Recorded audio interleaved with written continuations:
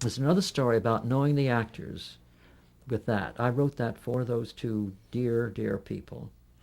Now, it was Jack Smite directed the play. Did a very good job too. You wrote it. You wrote it for them on your own, or were Yeah, you asked yeah. to write it for them? No, I wrote it on my own, and I presented it to Gordon Duff, who was producing Studio One, and of course, it was a good play. It was a very nice one, and it took place in a hotel. It had a large cast because we were getting very expensive then, and but the focused on these two people who were essentially very lonely people, and they met and touched, whatever that expression is, two solitudes.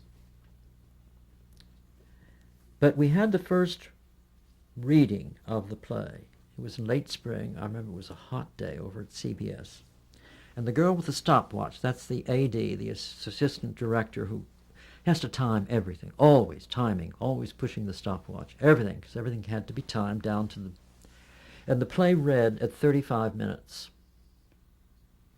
Now, this is an hour show. The girl with the stopwatch, I thought she was going to have to be taken off to the hospital. She said, "What are we going to do?" I said, "We're not going to do anything." And she said, "But you're 35 minutes. You allowed for the read from the reading to expand to 48 minutes, and which you went into the studio with, and you could expand in the studio up to 52 minutes, and that was it. You had to stick to that." She said, 35 minutes. You can't possibly expand up to 48 minutes. I said, "Let me tell you something. I wrote this play for Eileen Heckert and E.G. Marshall. I have worked with them before, several times. I know how they act. I will make you a bet.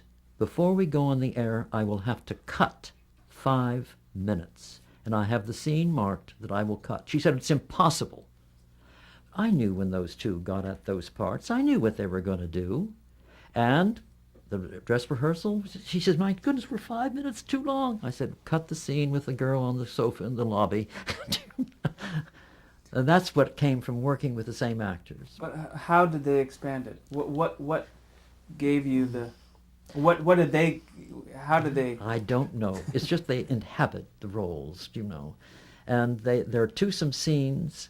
They didn't ad lib. They didn't take long pauses. They just grew into the scenes. And when you read the scenes, you could read a scene in a minute. But when you got two very lonely people who were shy with each other and trying to make contact, it blows up. It goes on. You get two superb actors like that. I always loved that story. That poor girl, 35 minutes, she didn't see. But I was sure that those two actors, when they got their teeth into those scenes, were going to have a field day.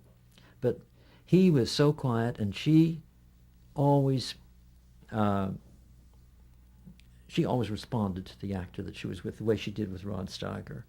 And this time she became very quiet, but because E.G. was quiet, then she was. She didn't get flamboyant at all. She got flamboyant with other characters, but she never with him. She didn't. It was a wonderful thing to watch. It really was. I loved doing it. It was a good show. But when we made the movie of it, Jack Warner wouldn't let us use the title, The Out of Towners. And it was changed too. So it changed to Dear Heart.